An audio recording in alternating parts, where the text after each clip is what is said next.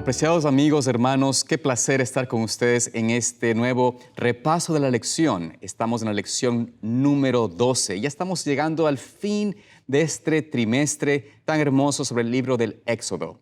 Y hoy tenemos una lección que, en mi opinión, una de las más hermosas, más bellas, porque presenta la manera como el Señor quiere, en cierto sentido, tener una relación con nosotros también. Y vamos a ver a lo largo de la historia de Moisés, cuando él le pide al Señor, te ruego, muéstrame tu gloria. Y ese es el título de la lección de hoy. Estoy junto a dos personas maravillosas. Primeramente, el pastor Esteban Bor, mano derecha. Pastor, bienvenido al programa. Un placer. Un placer estar siempre con usted. Y por supuesto, con Mileni Fortunato. Mileni, qué placer estar contigo aquí. Es una alegría verte y que compartas con nosotros el panel del estudio de Escuela Sabática. Gracias, un placer estar aquí. Amén por eso. Así que vamos a dar inicio a esta lección, pero antes de dar inicio, vamos a invitar a la presencia de Dios para que nos dirija en este estudio. Y voy a invitar al pastor Esteban Bor que por favor, nos dirija en oración. Y luego, Mileni, si tú nos puedes leer el versículo clave, que es Éxodo 34, 6 y 7. Oremos. Padre Celestial, venimos ante ti hoy, como lo hacemos siempre antes de producir un programa. Amén. Y es para pedir la presencia de tu Santo Espíritu.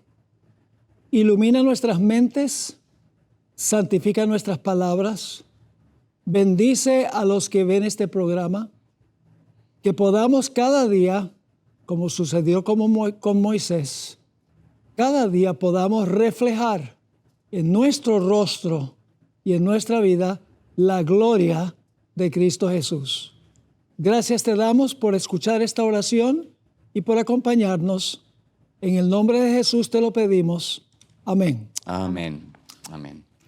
El versículo para memorizar está en Éxodo 34, 6 al 7 y dice: El Señor pasó ante Moisés y proclamó: Señor, Señor, Dios compasivo y bondadoso, lento para la ira y grande en amor y fidelidad, que mantiene su invariable amor a millares, que perdona la iniquidad, la rebelión y el pecado, y no da por inocente al culpable, que castiga la iniquidad de los padres en los hijos y los nietos hasta la tercera y cuarta generación. Amén. Muchas gracias, Mileni. Gracias por este versículo que leíste. Es un versículo que, en mi opinión, uno de los más hermosos de la Escritura. En realidad, es una de las declaraciones más sublimes del Señor mismo acerca de quién es Él. Y por ende vamos a estudiar en esta semana qué es esta declaración de Dios y por qué se la da. En realidad es una respuesta al pedido de Moisés de conocer más y ver al Señor de una forma personal. El Señor realmente quiere que todos crezcamos y Dios nos dio desde nuestra misma existencia como seres humanos las herramientas, el deseo de nosotros de crecer, de conocer más, de aprender más. Y por eso es que Dios quiere que hoy todos busquemos conocerlo mejor, comprender quién es Él, conocer mejor su palabra. Y por eso invitamos a todos nuestros televidentes, los que nos miran, a no solamente escuchar temas, pero escudriñar la Escritura, conocer la palabra de Dios por sí mismos. Y por ende vamos a iniciar, Pastor y Mileni, esta lección con los versículos que se encuentran en el capítulo 33 de Éxodo, versículos 7 al 11, donde hace allí Moisés, en este inicio, después de haber tenido esa rebelión tan terrible que vimos la semana pasada, de lo que pasó con la rebelión de los israelitas haciendo el becerro de oro y de la destrucción que llegó tristemente al pueblo de Israel por esta rebelión. Ahora Moisés trata de renovar el pacto, renovar la relación. Estaba rota, resquebrajada entre Israel y su Dios. Y por eso el Señor impresiona a Moisés a hacer algo especial. Y vamos al versículo 7 al 11 para poder descubrir qué es lo que Moisés inició, para poder empezar a restablecer una relación entre Dios y su pueblo. Si nos puedes leer, Mileni, tal vez del 7 al 11. Claro. Y Moisés tomó el tabernáculo y lo levantó lejos, fuera del campamento, y lo llamó el tabernáculo de reunión. Y cualquiera que buscaba a Jehová salía al tabernáculo de reunión que estaba fuera del campamento. Y sucedía que cuando salía Moisés al tabernáculo, todo el pueblo se levantaba, y cada cual estaba en pie a la puerta de su tienda, y miraban en pos de Moisés hasta que él entraba en el tabernáculo. Cuando Moisés entraba en el tabernáculo, La columna de nube descendía y se ponía a la puerta del tabernáculo, y Jehová hablaba con Moisés. Y viendo todo el pueblo la columna de nube que estaba a la puerta del tabernáculo, se levantaba cada uno a la puerta de su tienda y adoraba. Y hablaba Jehová a Moisés cara a cara, como habla cualquiera a su compañero. Y él volvía al campamento, pero el joven Josué, hijo de Nun, su servidor, nunca se apartaba de en medio del tabernáculo. Amén. Vemos, Pastor Mileni, esta declaración de que Moisés instituye, construye o levanta un tabernáculo, que no es el mismo santuario, por supuesto, porque eso se había hecho después, pero es una tienda especial de reunión, un tabernáculo de reunión, y lo pone fuera del campamento, donde los que querían ir delante de Dios a consultar, a comunión con Dios, tenían que asistir. Pastor, ¿por qué nos puede decir acerca de este levantamiento de este tabernáculo? ¿Por qué es importante y qué aplicaciones podemos aprender de esta tienda de reunión? Bueno, era un lugar especial para tener comunión con Dios. Pero yo creo que tenemos que empezar recordando que Moisés tuvo comunión con Dios mucho antes que esto. Tenemos que comenzar en realidad con los 40 años que estuvo en Egipto. Allí aprendió muchas cosas que no estaban en armonía con el plan de Dios. Pero después, por 40 años, Moisés tuvo comunión con el Señor en forma íntima. Allí donde cuidaba las ovejas de Jetro, claro, desaprendió mucho y aprendió muchas cosas que no había aprendido en Egipto. Es decir, Moisés ya había tenido 40 años de comunión con el Señor. Cuando iba al tabernáculo era por una razón muy especial. Claro. No encontramos que iba cada rato nada más por ir ahí. Él iba porque tenía algún caso o algo que presentarle al Señor donde necesitaba sabiduría de Dios. Y ese era el propósito, y dicho sea de paso, la Biblia dice claramente aquí, en el versículo 7, que el tabernáculo de reunión estaba fuera del campamento, que ni siquiera en el campamento, claro, no en el santuario ni en el campamento, fuera del campamento. Así que eso en realidad representaba el lugar de comunión de Moisés con Dios. Ahora, algo interesante, Pastor, de esta declaración que acabamos de leer, es allí en el versículo 11, donde hace eco a que Moisés hablaba con Dios cara a cara. Ahora, alguien dirá, pero eso está incorrecto, porque el Señor mismo dice de que nadie le puede mirar cara a cara porque dejaría de existir. ¿Cómo es esto de que entonces menciona allí de que él estaba con el Señor, hablaba cara a cara, como un amigo, como alguien, como un compañero? ¿Qué nos quiere decir esto acerca de la experiencia que tenía Moisés en ese momento, en ese tabernáculo? En realidad, dice que solo Moisés hablaba con Dios cara a cara. Ahora, lo más probable es que el que estaba presente en el tabernáculo era Jesús. Era el ángel de Jehová, por así decirlo. El mismo que se apareció a él en la zarza ardiente. Así que no, concerniente al Padre, dice que nadie puede ver su rostro y sobrevivir. Así que probablemente era la Shekinah, definitivamente era la presencia de Jesús, porque Él era el que estaba en la nube, Él era el que estaba en la columna de fuego. Claramente el libro de Éxodo deja eso. Amén. Ahora, algo interesante de esta experiencia de Moisés, de por qué está ahí en este lugar, en esta tienda de reunión, es como usted mencionaba, Pastor, es un momento de comunión quizás más, no la diaria o la cotidiana, la que hacemos quizás en cada casa, en cada hogar, en cada habitación, pero eso es específicamente para buscar de Dios respuestas específicas a algo. ¿No sería importante hacer énfasis en el sentido de que cuando vamos a la iglesia, a la congregación semana tras semana, es también importante reconocer que vamos a buscar la presencia de Dios y por ende la reverencia, el ir con un espíritu de mansedumbre, de humildad, de escuchar la voz de Dios, de ir no a imponer mi gusto, mi preferencia, sino ir a escuchar la voz de Dios? Es la forma correcta de acercarnos y hacer de esa experiencia del sábado a sábado de ir a la iglesia algo más especial, más específico en nuestra relación personal. y por ende creo que es una invitación a no dejar de asistir a la iglesia. Hay gente que piensa que ir a la iglesia no es necesario. Es más, personas que no se acostumbran a la iglesia porque dicen, no, es que ahí la gente me mira, me juzga, o el pastor me manda un sermón que no me agrada, etc. ¿Es esa la forma correcta, pastor, Mileni, crees tú, de tener esta relación de buscar un crecimiento espiritual y no asistir a la iglesia? Bueno, realmente eso, así como había mencionado, o sea, es bueno estar en esa comunión con Dios, o sea, asistir a la iglesia, siempre buscarle, siempre estar cerca de Él.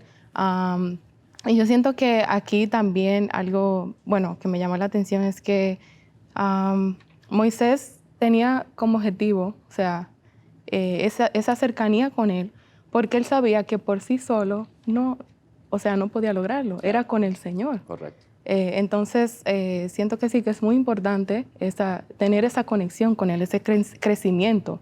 Es como una escuela, o sea, cada día uno va aprendiendo más, acercándose, y mientras más uno lo busca, más da ese deseo de seguir aprendiendo y acercándose a Él. Amén.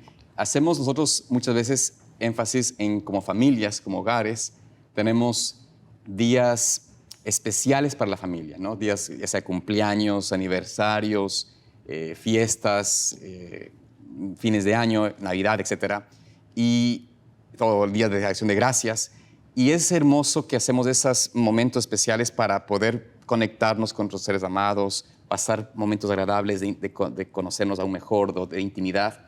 Es así como Dios desearía que cada sábado, cada semana, vayamos a la tienda de reunión que Dios estableció en la iglesia para tener esta cercanía y este crecimiento. Si nosotros no hacemos esta parte, quizás podemos caer en el error de no conocer al Señor de manera personal.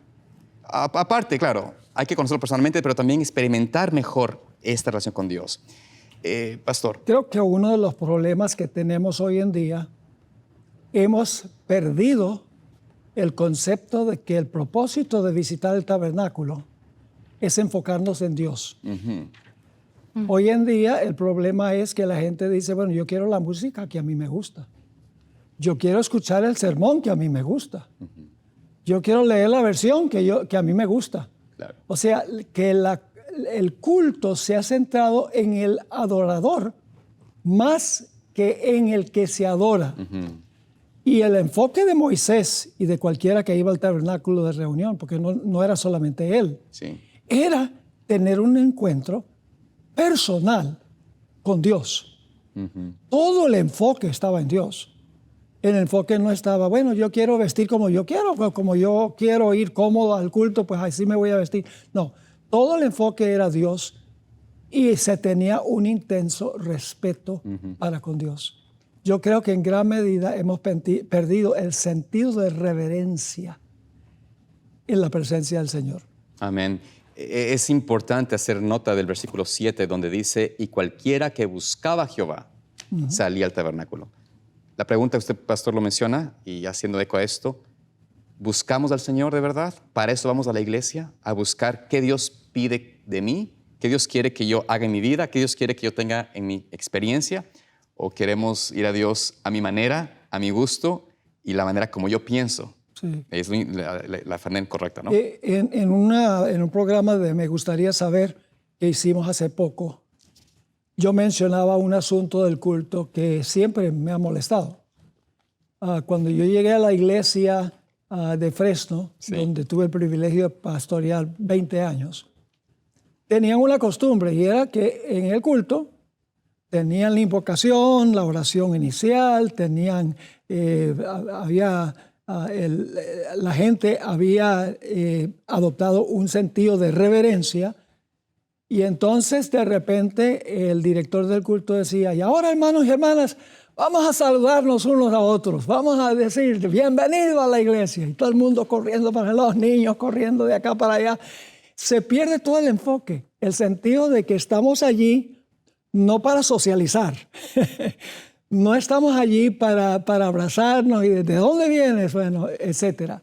Estamos ahí para mantener un enfoque, el enfoque de Dios.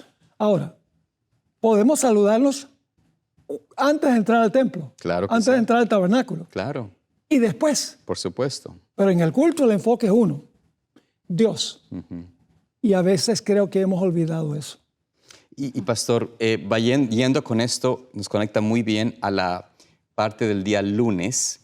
En el versículo 12 hay 2 y 3 en realidad, hay una razón fundamental por la cual Moisés hace eco de ir a este templo de reunión, a este digámoslo así, tienda de reunión, que todavía no es el santuario, por supuesto, pero este énfasis que hace Moisés creo que es importante que tengamos en mente. ¿Cuál debe ser la motivación, la razón, el propósito de nosotros ir? Si podemos leer allí versículos 12 y 13 del capítulo 33, tal vez Mileni nos puedes leer. Sí. Y dijo Moisés a Jehová, mira, tú me dices a mí, saca este pueblo, y tú me has declarado a quien enviarás conmigo. Sin embargo, tú dices, yo te he conocido por tu nombre, y has hallado también gracia en mis ojos. Ahora pues, si he hallado gracia en tus ojos, te ruego que me muestres ahora tu camino, para que te conozca y halle gracia en tus ojos. Y mira que esta gente es pueblo tuyo.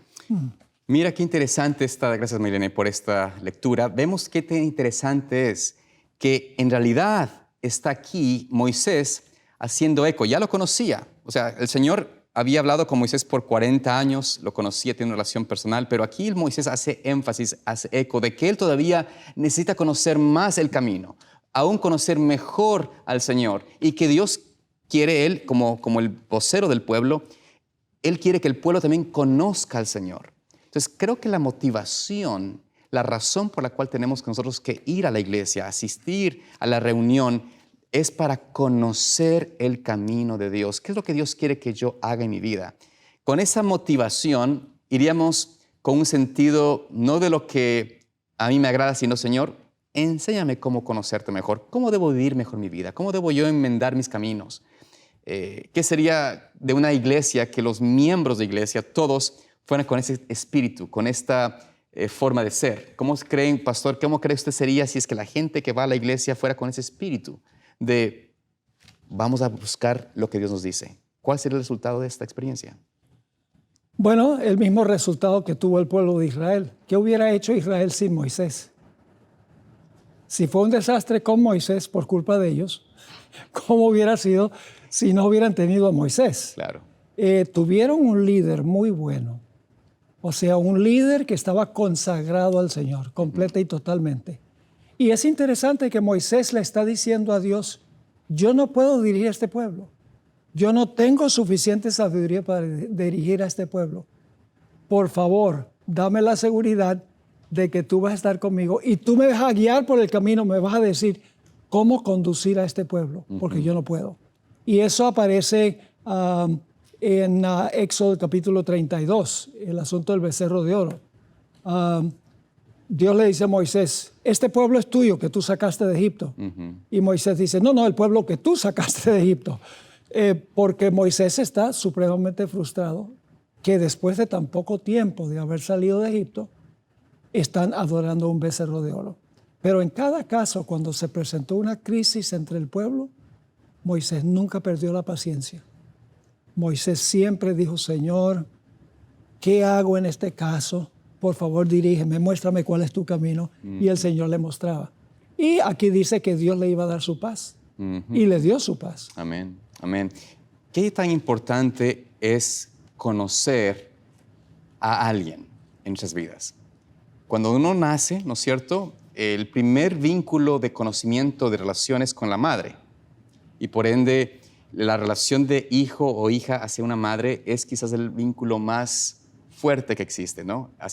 Luego los padres también, el padre también, cuando empieza desde pequeño el bebé a mirar al padre y el padre lo abraza, lo agarra, lo sostiene, se dedica a él o a ella. Esto hace que los vínculos se relacionen y uno conoce muy bien a los padres. Y es importante conocer bien a las personas, a los seres queridos, porque de esta forma podemos entonces empezar a tener la confianza. Si no conocemos nosotros a nuestros padres, si no conocemos a nuestros seres amados, si no conozco yo a mi esposa bien, si no hay esa relación con mi esposa, con un amigo, con una amiga, con entre hermanos, no hay confianza. No hay una verdadera intimidad y una confianza de decir, bueno, voy a confiar en lo que tú me dices. Y para eso Dios quiere llevar, y por eso el Moisés, creo yo sabiamente, miraba con esta actitud, Señor, no conozco el camino, tú enséñame. Porque había una confianza en el Señor, de que Él sabía mejor que lo que Moisés podía decidir. Y esa es la relación que Dios quiere que tengamos con Él, confianza. Y por eso tener las reuniones, primeramente en el hogar, en la casa, en la habitación y luego en la iglesia, es para conocer a Dios y tener confianza con el Señor. Y la palabra conocer. Nosotros generalmente pensamos, bueno, yo conozco a Mileni, Claro. pero esa no es la clase de conocimiento que menciona la Biblia. En la Biblia, conocer es conocer lo más íntimo de la otra persona. Correcto. Por eso dice que Adán conoció a su mujer. Correcto. No hay mejor forma de conocer a la mujer que en la intimidad, ¿verdad? Conoce todos los detalles en cuanto a la persona. Yo tengo mucha gente que puedo decir que son conocidos, pero puedo contar con mis dedos los que son amigos. Claro. Que puedo decir que en realidad los conozco íntimamente. Hay una condición para eso, y es que hay que pasar tiempo con la persona. ¿Por qué un niño conoce a su madre? Porque pasa tiempo con ella. Porque todo el tiempo está con la mamá. Claro. El vientre. Si queremos conocer a Dios, como dice la Biblia, nosotros tenemos que pasar tiempo con Él. Menos tiempo texteando, menos tiempo con TikTok, menos tiempo en la computadora, menos tiempo en el televisor, invirtiendo sabiamente nuestro tiempo como lo hizo Moisés. Amén, amén. Ahora, es importante poner esta base de, como usted dice, pastor, conocerlo al Señor de forma íntima. Porque esto nos va a llevar y nos lleva a la expresión que hace Moisés en el día martes, que estamos ahora en el día martes, sobre lo que le pide al Señor. Porque para poder Moisés llegar a pedir a Dios esto que hace el versículo 18, donde menciona allí Moisés, le pide al Señor en esa relación con Él, en medio de esa comunión con el Señor, le dice al Señor, versículo 18 del capítulo 33, te ruego... Que me muestres tu gloria. Correcto. ¿Qué cosa? ¿Cómo puede Él pedir esto? Miren, ¿y por qué crees tú que es importante? O sea, ¿cómo es que Moisés llega a ese punto de pedirle a Dios algo que parece un poquito como descabellado, un poquito abusivo, un poquito como, digamos, ¿qué te crees tú, Moisés? ¿No? Pero ¿por qué crees tú que Moisés pudo decirle eso al Señor? Bueno, porque él ya tenía esa cercanía con él, ya lo conocía. Y bueno, o sea, así como mencioné, si no conoces a la persona, pues es difícil uno pedirle algo, así como había mencionado, como bueno, si no conozco a alguien y voy, bueno, te pido aquí que me hagas un favor. O sea, un poco raro, pero Moisés se atrevió porque él lo conocía y tenía esa cercanía con él, o sea, y le rogó, o sea, le estaba suplicando que le mostrase, quería conocerlo más, y fue como una necesidad, es una necesidad. Amén. Es algo tan hermoso, ¿no? Como que cuando Dios presenta allí a Moisés, le habla, le responde, le muestra muchas cosas, le ha enseñado tantas cosas a lo largo de su experiencia, y Moisés todavía quiere más. Es decir, no es que Moisés quería más en un sentido egoísta, es decir, quiero más para mí, es como que quería vislumbrar más al Señor, quería conocer más al Señor, quería mirar esa gloria hermosa de Dios, cómo su carácter es tan perfecto, tan hermoso. En ese sentido, había un amor en el corazón de Moisés. Porque una cosa es pedir por egoísmo que pedir por amor, que porque realmente uno pide en amor. Y creo que la diferencia aquí es esta, ¿no? Moisés no estaba pidiendo por egoísmo, pastor, para decir, yo le conozco a Dios, ahora yo ya sé quién es Él, ¿no? Es porque realmente amaba al Señor y quería vislumbrar mayor su gloria. Definitivamente. Una cosa es conocer a cosas en cuanto a alguien. Otra cosa es conocer a alguien.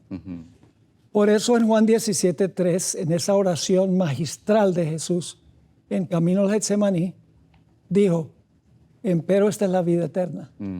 Que te conozcan a ti, el único Dios verdadero, y a Jesucristo a quien has enviado. Ahí no está diciendo que tenemos que conocer en cuanto a Dios. Es decir, bueno, Dios es eterno, Dios es omnipotente, Dios es omnisciente, Él protege a su pueblo. Una cosa es conocer en cuanto a Dios, lo que Él ha revelado. Otra cosa es conocerlo a Él. Yo puedo conocer mucho en cuanto a una persona y no conocer absolutamente nada de esa persona. Y nuevamente viene otra vez al asunto de pasar tiempo con la persona. Yo creo que ese es uno de los enfoques más centrales de esta lección, es que tenemos que pasar tiempo con el Señor en oración y tenemos que pasar tiempo con el Señor estudiando su palabra y también viendo al Señor en otras personas. Porque si Dios tiene una pasión tremenda para salvar a las almas y nosotros decimos que lo conocemos a Él, pues esa será nuestra pasión también. Debe ser. Y por eso es importante el asunto de pasar tiempo con Él. Yo conozco mucho más de mi esposa ahora que cuando empezamos de novios. ¿Por qué razón? Pues porque vivimos juntos, Claro. ¿verdad? Vamos a los lugares juntos, hablamos juntos, etc. Y eso tiene que ser lo que sucede con el Señor también. Amén, pastor. Me llamó mucho la atención lo que mencionó el pastor Bord sobre esa diferencia entre la conocer, saber quién es Dios y de realmente tener una experiencia vivencial con Él. Amén. Y me recuerda, bueno, o sea, yo crecí en la iglesia y no es lo mismo cuando era pequeña que me contaban historias del Señor, como, bueno, Jesús, las historias de Jesús, lo que pasó en la Biblia. A medida que iba creciendo, pues ya yo iba teniendo como esa experiencia personal, notaba cómo Dios respondía a mis oraciones y cómo el trayecto, cómo el Señor me ha traído de un punto hasta otro punto. Y eso es bien bonito porque es una experiencia que ahí verdaderamente uno conoce al Señor. Y a veces es difícil explicarlo porque es como, wow, o sea, uno experimenta realmente lo que es el Señor. Amén, amén, Mileni. Y la verdad que esa es la cosa, ¿no? A veces pensamos nosotros de que uno puede ir a Dios, y de hecho hay un versículo que dice, ¿no es cierto? Pedid y se os dará. Y uno dice, bueno, yo quiero hacer ese versículo mi lema, voy a pedir a Dios. Y pedimos a Dios, bueno, carro nuevo, dame, Señor, una casa, o cosas por el estilo. Pero estamos pidiendo cosas que son tan alejadas de lo que Dios es, porque no lo conocemos. O sea, pedimos mal porque no conocemos a Dios. Como usted dice, pastor, si no estamos haciendo tiempo de su palabra, yo voy a pedir locuras, voy a pedir siempre egoístamente, voy a pedir cosas que no son, pero cuando hay una relación, y por eso aprecio mucho, y tal vez esto hago énfasis en relación con mis hijas, ¿no? Mis hijas estaban en una necesidad recientemente de conseguir un instrumento musical, ¿no? Ellas tocan el violín y bueno, ellas tenían, la hija menor tenía un instrumento bastante malo, por decirlo así, ¿no? De los que no suenan bien y todo esto. Y ella nos dijo, en el verano nos dijo, mami, papi, quisiera un nuevo instrumento, pero yo sé que es caro, que es costoso. Así que ella dice, necesito ese instrumento, ayúdenme a buscar uno, pero como sé que cuesta, no quiero que me den nada por mucho tiempo. O sea, si pueden ahorrar y lo que sea. Entonces, lo que quiero explicarles es de que como ella conoce nuestras limitaciones, nuestro ingreso y todo esto, no nos pidió algo, es decir, dame el instrumento porque lo quiero.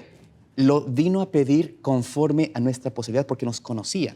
Lo que quiero explicar es de que es así como Dios. Si uno conoce al Señor, de verdaderamente, has pasado tiempo con Él, cuando uno va a pedir al Señor, y Dios dice, pídeme.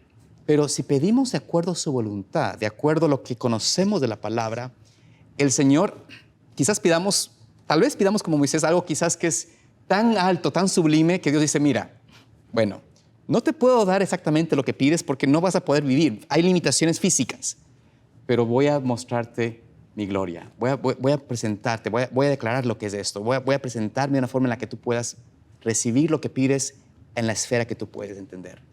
Y creo que esto es tan importante, haciendo lo que usted mencionaba, pastor, y lo dice Mileni, tenemos que nosotros conocer al Señor, pasar tiempo con Él, para que podamos tener la confianza de pedir al Señor, pero en relación a lo que Él quiere para nosotros. O sea, vamos a pedir conforme a su voluntad. Esto me hace pensar de la experiencia de Salomón. Cuando era niño, Sí. tuvo un sueño en Gabaón.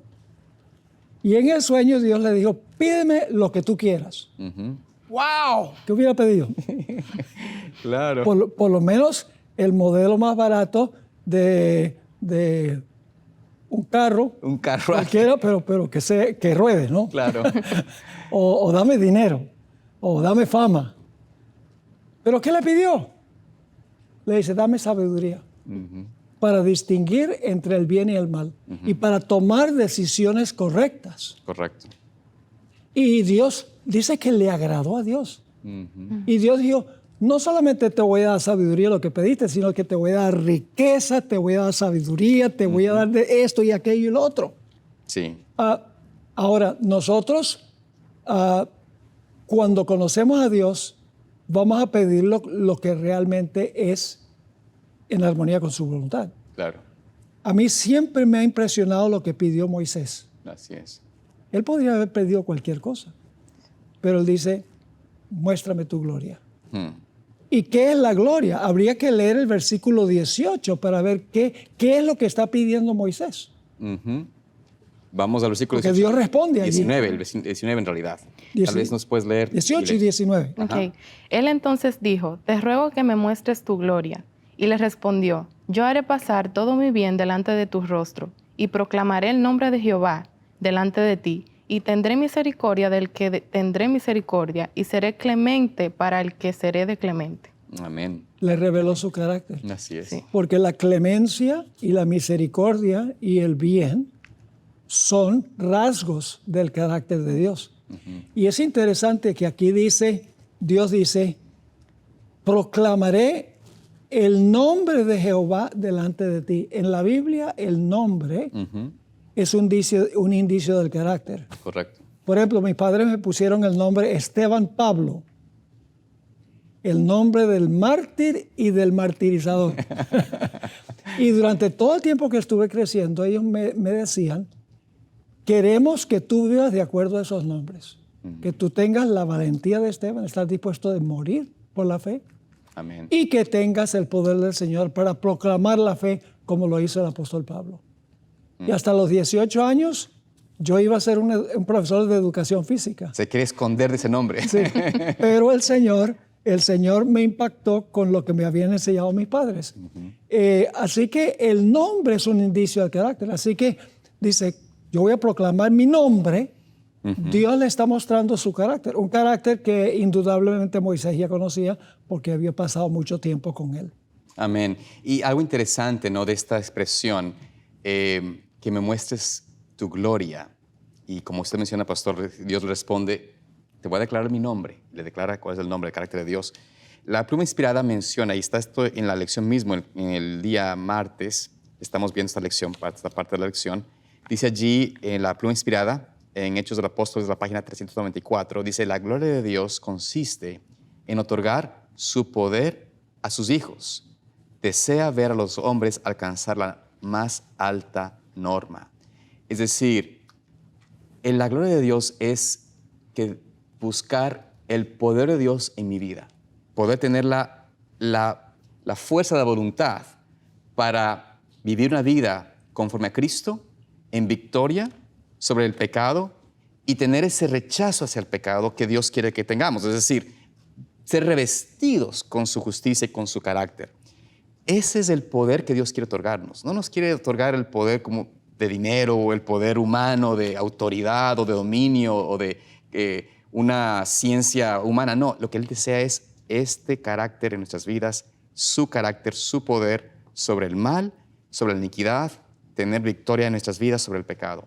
Lo que Dios quiere otorgar y lo que pedía Moisés es, Señor, quiero esa gloria tuya en mi vida. Amén. Con eso en mente, vayamos a la siguiente parte para ir continuando. Veamos cómo Dios se revela. Ya Pastor Bord mencionó algo al respecto, pero vamos al capítulo 34.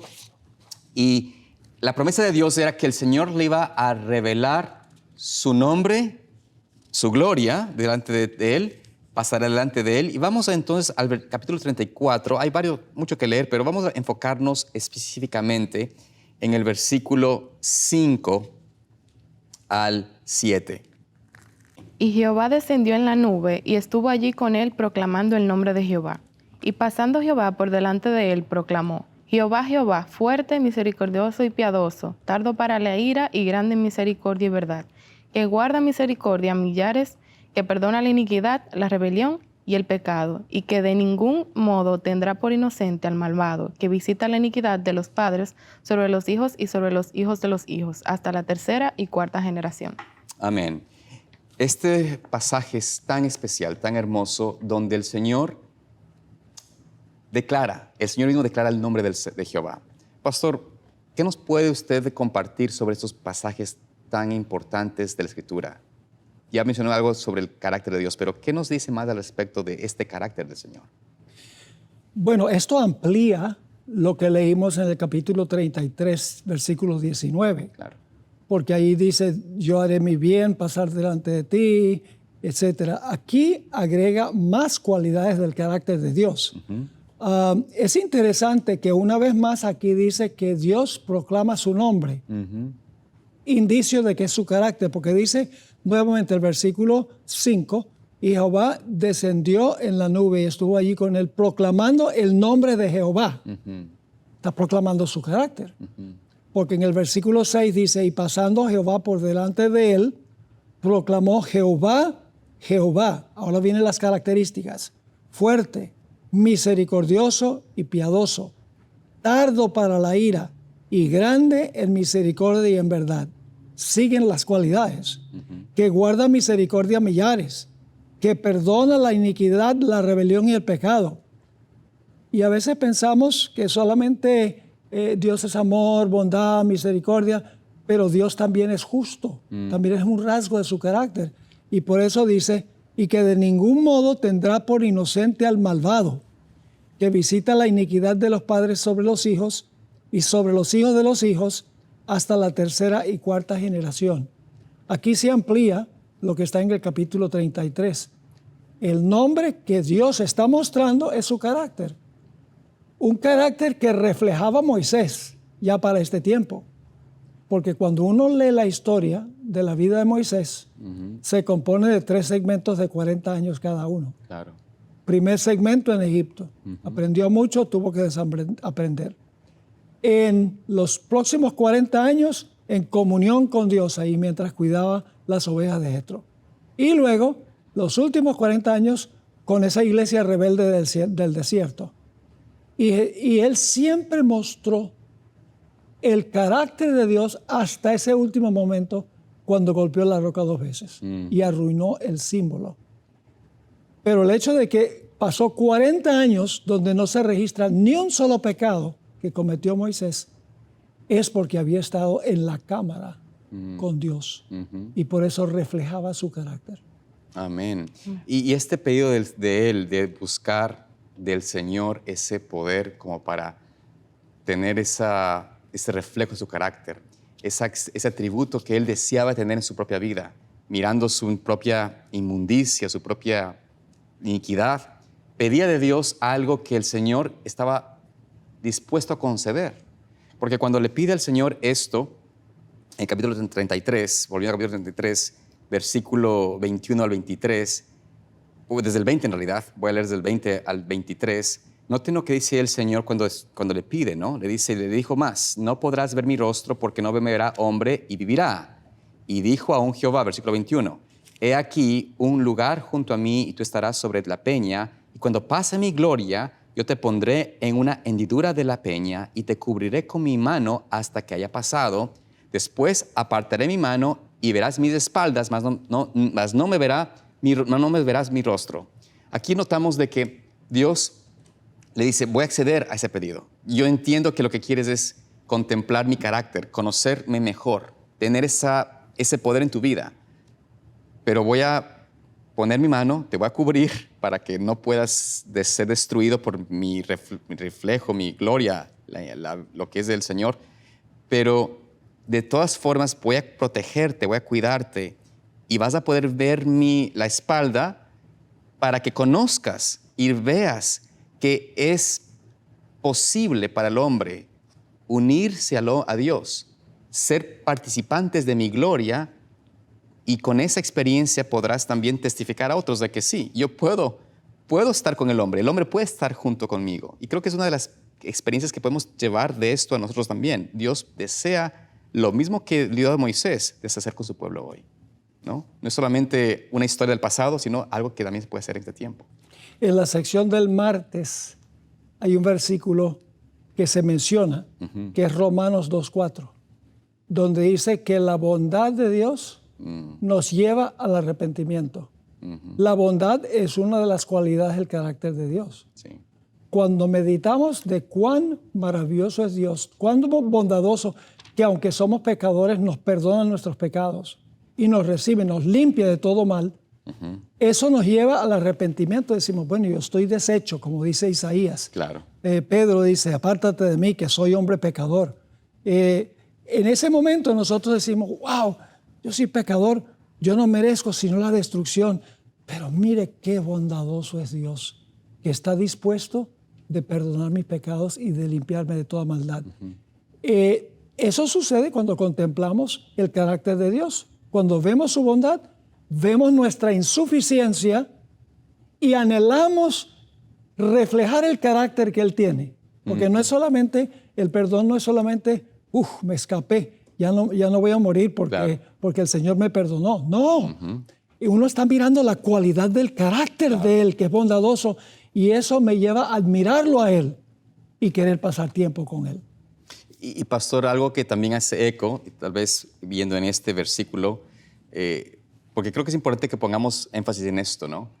El carácter de Dios, usted ya lo mencionó, y es no solamente la misericordia, no solamente la piedad, no solamente que se tarda para la ira, no solamente que es grande en misericordia y verdad, como menciona el versículo 6, pero también dice que también perdona la iniquidad, que guarda misericordia a millares, pero a pesar de que perdona la iniquidad, perdona la rebelión, perdona el pecado, o sea, tenemos la certeza de que podemos ir a Dios y declararle a Él mis iniquidades, mis pecados, y Él está dispuesto en perdonarnos y limpiarnos. Sin embargo, dice también, y que de ningún modo tendrá por inocente al malvado, y visita la iniquidad de los padres sobre los hijos y sobre los hijos de los hijos hasta la tercera y cuarta generación. ¿Cómo podemos nosotros entender este balance, tanto del amor, misericordia y de la justicia de Dios? Que a la final es lo que Dios quiere que tengamos nosotros también en el corazón. ¿Cómo podemos llevarlo esto a nuestra vida práctica, pastor? O Mileni. ¿En qué manera podemos aplicar este principio de amor y de misericordia y de compasión por el pecador y por el pecado y la rebelión, pero también entender de que hay un tiempo, hay un momento de justicia y no ponernos, digamos, contrarios a este principio de Dios? Bueno, en realidad la respuesta a esa pregunta es mirando a la cruz. Porque en la cruz nosotros vemos la justicia de Dios. Jesús tomó nuestra culpa. Claro. Y sufrió el castigo por nuestra culpa. Esa es la justicia. Pero se revela en la cruz también la misericordia. Porque en vez de sufrir nosotros el castigo, lo sufrió Jesús.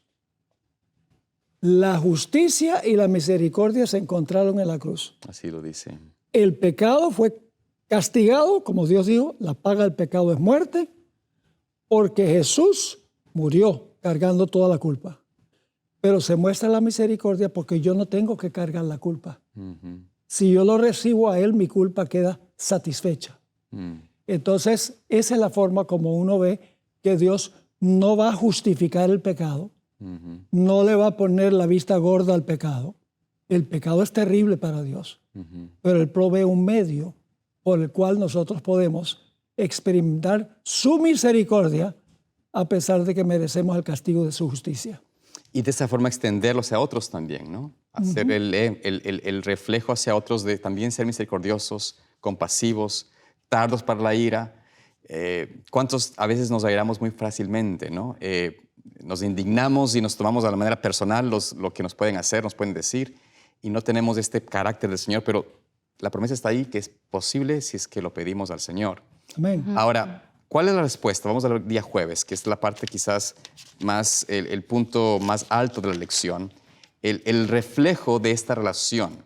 Hemos visto hasta aquí que Dios Y Moisés entendía la necesidad de esa comunión, de restaurar esa relación. Así que Moisés establece este lugar de adoración y para establecer un vínculo de comunión. Y no solamente para Moisés, sino para todo el pueblo que quería servir a Dios y conocerlo mejor, iba allá. Después vimos el aspecto de cómo Dios quiere en esa relación contestar a nuestras peticiones. Y Moisés pide al Señor que le muestre su gloria, le muestre su carácter, le muestre quién es Él, le muestre aún más del Señor. El Señor le dice, está bien, voy a darte, y le da el conocimiento de su carácter. Pero ahora, después de esa relación, esa comunión con Dios y de recibir de Dios ese don precioso, ese poder de Dios, ¿cuál es el resultado de él? Vamos al capítulo 34, versículo 29 al 35. ¿Qué pasó? ¿Salió Moisés igual que como llegó o entró? Tal vez nos puedes leer allí, Mileni, del 29 al 35 del capítulo 34. Y aconteció que descendiendo Moisés del monte Sinaí con las 2 tablas del testimonio en su mano, al descender del monte no sabía Moisés que la piel de su rostro resplandecía, después que hubo hablado con Dios. Y Aarón y todos los hijos de Israel miraron a Moisés, y he aquí la piel de su rostro era resplandeciente, y tuvieron miedo de acercarse a él. Entonces Moisés los llamó, y Aarón y todos los príncipes de la congregación volvieron a él, y Moisés les habló. Después se acercaron todos los hijos de Israel, a los cuales mandó todo lo que Jehová le había dicho en el monte Sinaí. Y cuando acabó Moisés de hablar con ellos, puso un velo sobre su rostro.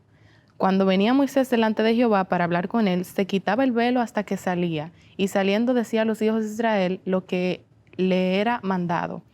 Y al mirar los hijos de Israel el rostro de Moisés, veían que la piel de su rostro era resplandeciente, y volvía Moisés a poner el velo sobre su rostro hasta que entraba a hablar con Dios. Wow, qué increíble, ¿no? Moisés requería ahora de un velo para hablar con el ser humano, con su pueblo. Para con Dios ya no tenía que tener velo, no tenía que tener un velo, pero para hablar con el pueblo de Israel se tenía que ver un velo porque la gloria de Dios reflejaba en su rostro. ¿Qué nos puede decir, pastor, acerca de esta experiencia, de este rostro radiante de Moisés, sobre tal vez lo que Dios quisiera que sea en nuestras vidas también? Bueno, la primera lección que aprendemos es que la gloria de Dios es pegajosa. Amén. Porque Moisés es muy importante ver que aquí dice que su rostro resplandecía después que con él hablaba. Es decir, es por su comunión con Dios que le brillaba el rostro. Ahora, en esta lección, en esta sección de la lección, está el texto de 2 Corintios 3 y el versículo 18. Mucha gente lee ese versículo, pero no lee todo el capítulo 3 de 2 Corintios.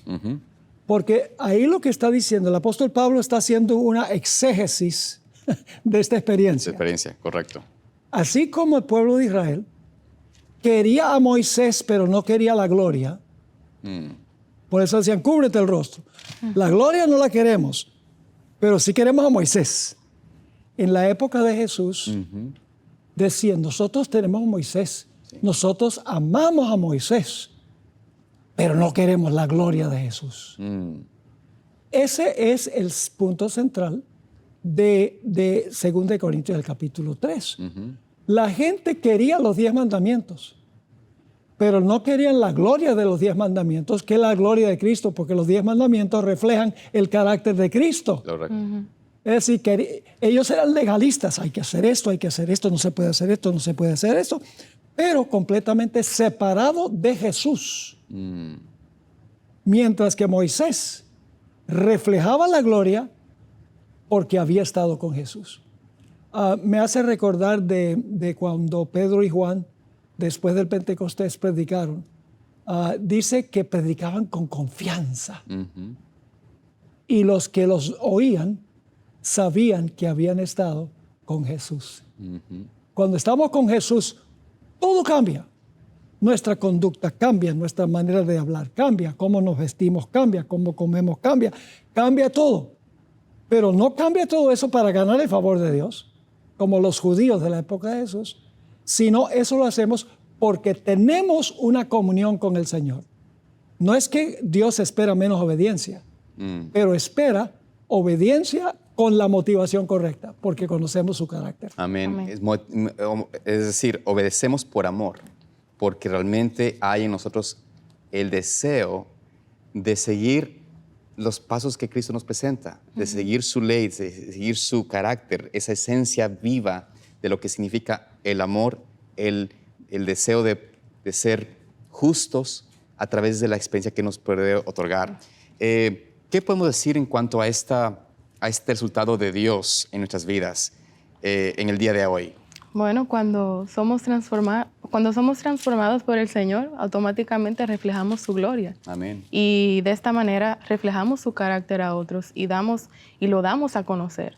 O sea, qué bonito, o sea, ese sería el mayor anhelo del cristiano, estar cerca del Señor, que podamos reflejar esa luz Amén. de Él Amén. hacia otros. Amén. Algo interesante mencionas, Mileni, ¿no? El sentido de ser transformados.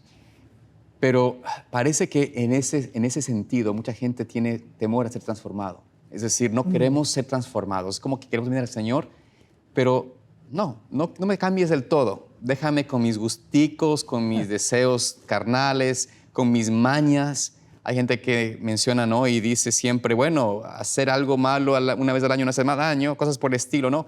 Tomamos la idea de que no es una transformación completa. Que Dios lo que quiere es que medio nos tengamos una mejoría, pero no una transformación. Y pienso de que este es uno de los errores, como decía el pastor, en cuanto a la experiencia de los judíos, que querían a Moisés, pero no la gloria de Cristo. Y al igual que en el tiempo de Moisés mismo, querían a Moisés, pero no querían la gloria de Dios en Moisés. Y por eso Dios nos invita hoy a entender de que esta relación de transformación, como tú mencionas, Mileni, es una obra que el Dios desea que se ejecute en su pueblo. Y si estamos en comunión con Él, conociendo del Señor, creyendo en Él, aceptando sus designios, su dirección para mi vida, para tu vida, podemos tener la certeza de que la relación con el Señor nos va a llevar a una transformación. Y qué hermoso sería, pastor, que tengamos todos esta revelación, ¿no? De tener ese rostro que brille, esa gloria pegajosa que usted mencionó.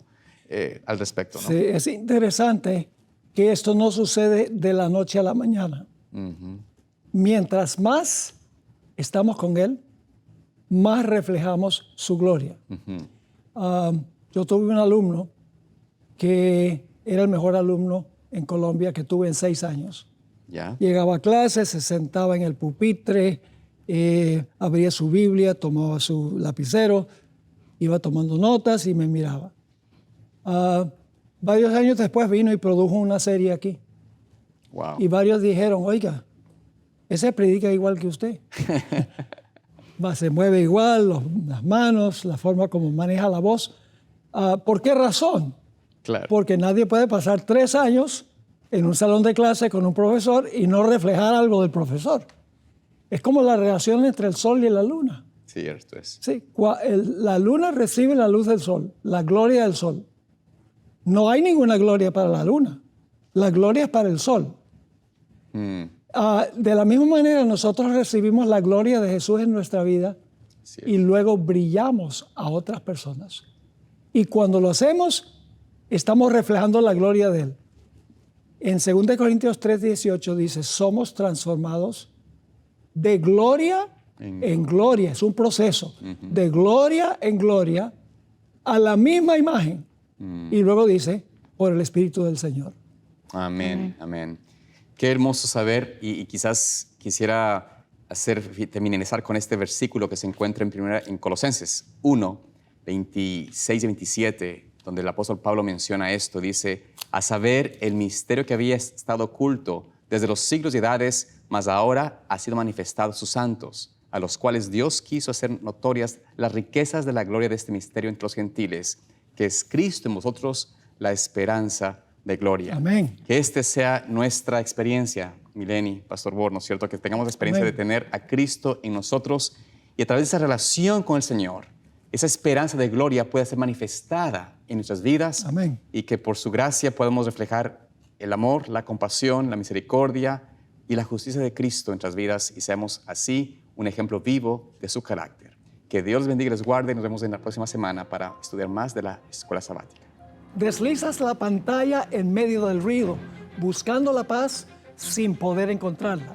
Muestras seguridad, pero en realidad guardas un silencio que te llena de ansiedad. Por supuesto, te distraes porque de alguna manera debes sobrevivir a la batalla que enfrentas. ¿Será que esa guerra no está afuera, sino dentro de ti? Toda batalla requiere una armadura. ¿Te estás preparando para enfrentarla? El conflicto se acerca, está a la puerta, pero hay una promesa. No has quedado indefenso. Existe una armadura No es de acero ni de piedra, Pero es inquebrantable. invencible, y eterna. Conoce la verdad que te mantiene firme, la justicia que te cubre, la paz que va delante de ti. La fe que te sostiene cuando todo falla. y el poder inquebrantable. Porque la lucha es real. Pero más real es la victoria. Este otoño, acompáñanos mientras aprendemos a estar firmes. Despierta, Prepárate. revístete, Y encuentra tu armadura. prepárate para el conflicto que viene.